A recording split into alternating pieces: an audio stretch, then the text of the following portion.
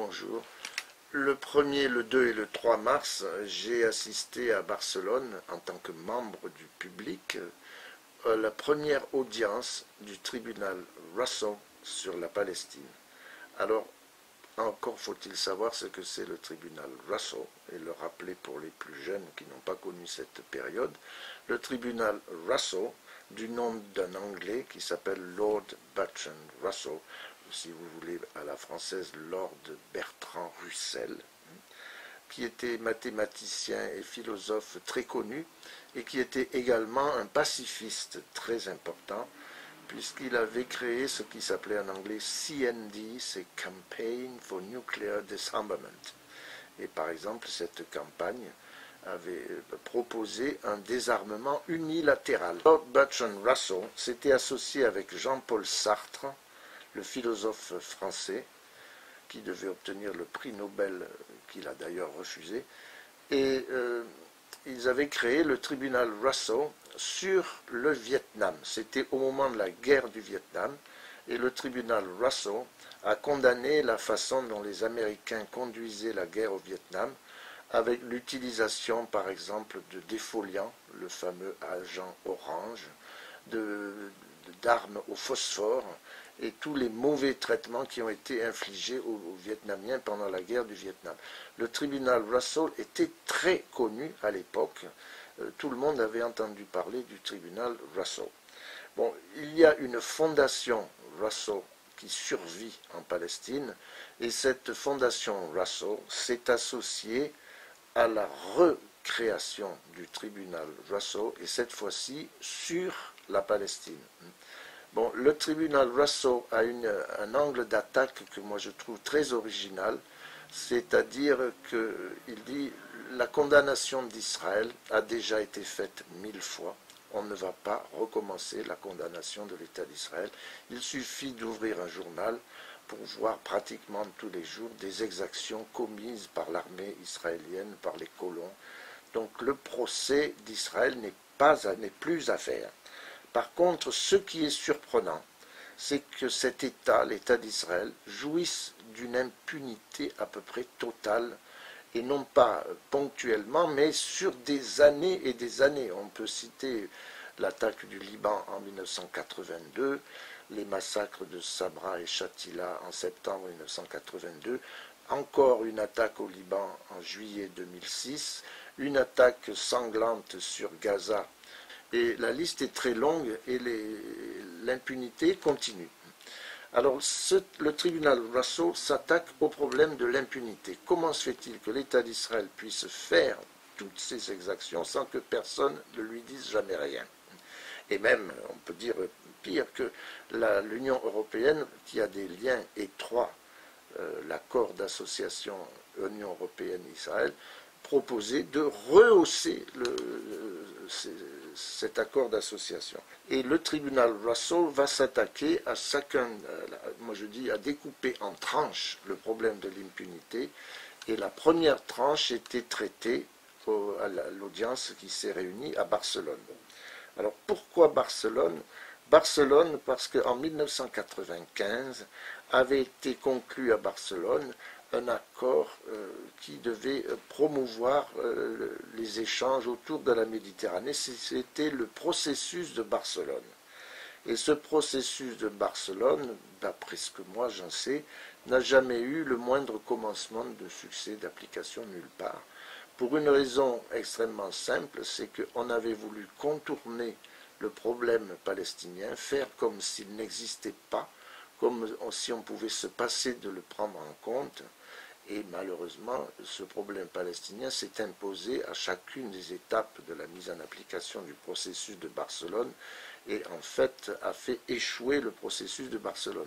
À l'origine, il était prévu que le tribunal Russell se réunirait à l'université de Barcelone, mais dans ce qui s'appelle l'illustre collège des avocats, qui était un lieu tout à fait convenable pour le tribunal Russell. Il comportait un petit amphithéâtre où le public, c'est-à-dire les gens comme moi, ont pu être admis, et d'autres salles qui ont été mises à la disposition des participants en particulier une salle où on a pu manger, par exemple, parce que ça a duré 3 jours. Le tribunal Russell n'est pas un tribunal officiel, il n'a aucune reconnaissance nulle part. En fait, il a une valeur morale, il a une autorité morale. Mais c'est tout de même un véritable tribunal qui fonctionne comme un tribunal. Par exemple, on se lève quand la cour rentre, on écoute, on n'applaudit pas. Les gens qui sont habitués à participer à des meetings politiques souhaitent applaudir, mais dans un tribunal, on n'applaudit pas. Il comporte un jury d'une douzaine de membres qui viennent de pays très différents. J'ai déjà mentionné Maître Gisèle Halimi qui était française, Madame Aminata Traoré qui est l'ancienne ministre de la Culture du Mali, Madame Magua qui est une militante d'Irlande du Nord très connue. Il y avait des Américains, Sud-Africains, Espagnols bien entendu. Donc un tribunal très représentatif de l'ensemble de la planète en quelque sorte. Et ce tribunal, moi je dis, il ne leur manquait que les robes pour être un vrai tribunal. Il fonctionnait vraiment comme un tribunal en fonction du droit. Il suffit de voir les conclusions qui ont été rédigées à l'issue de cette audience pour voir que c'est basé sur le droit, sur les conventions internationales et sur les textes des traités. Comparaissaient devant ce tribunal des témoins qui étaient convoqués pour venir donner leur point de vue. Il y avait 2 sortes de témoins. Il y avait d'une part les témoins oculaires, ceux qui disent « j'ai vu telle chose ». J'ai personnellement entendu une témoin, une dame palestinienne. Et puis il y a des experts. Alors parmi les experts, moi je me suis attaché à un colonel irlandais qui s'appelle Desmond Travers, et qui disait, mais moi je suis expert en munitions par définition, par profession, puisque ces munitions, je les ai envoyées sur les autres, et mes hommes les ont reçues aussi de leur côté.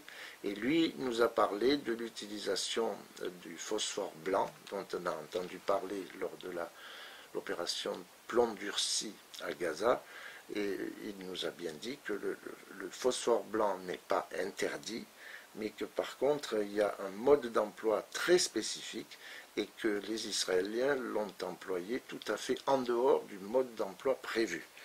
Dans un tribunal, il y a l'accusation et il y a la défense. La défense pour ce tribunal, cette audience de Barcelone, c'était l'Union européenne. Pourquoi l'Union européenne ferme les yeux sur ce que fait Israël et en fin de compte contribue, participe à la manière dont Israël mène les choses. Alors il y avait 3 fauteuils qui étaient réservés pour la défense, l'un pour l'Union européenne en tant que telle et ses institutions, et les 2 autres pour les États européens proprement dit, s'ils ont quelque chose à dire pour leur défense. Alors bien entendu, ces sièges sont restés vides pendant toute la durée de l'audience. Ni l'Union européenne, ni aucun des 27 États membres de l'Union européenne n'a pris la parole pour défendre son action en relation avec le problème israélo-palestinien. Les bancs de la défense sont restés vides. Mais il y a quand même eu des échanges entre les organisateurs du tribunal Russell et les institutions européennes. Par exemple, l'un des organisateurs principaux, Pierre Galland, qui est belge, a été reçu par le président du Conseil européen, qui s'appelle Herman Van Rompuy, et il y a eu une conversation, il y a eu un échange, ce qui montre que l'Union européenne se demande qu'est-ce que c'est que ce tribunal et quelles conséquences ça peut avoir pour elle. Et puis le tribunal a reçu une longue lettre de M.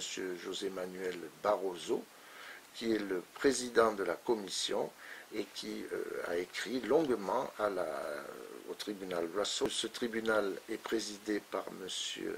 Stéphane Hessel, qui est un monsieur très âgé aujourd'hui, il a plus de 90 ans, mais très respecté, puisqu'il a d'une part le titre d'ambassadeur de France, et que d'autre part, il a participé à la rédaction de la Déclaration universelle des droits de l'homme en 1948 avec René Cassin, ce qui donne au personnage une assise tout à fait considérable, une autorité, et en particulier une autorité morale très importante.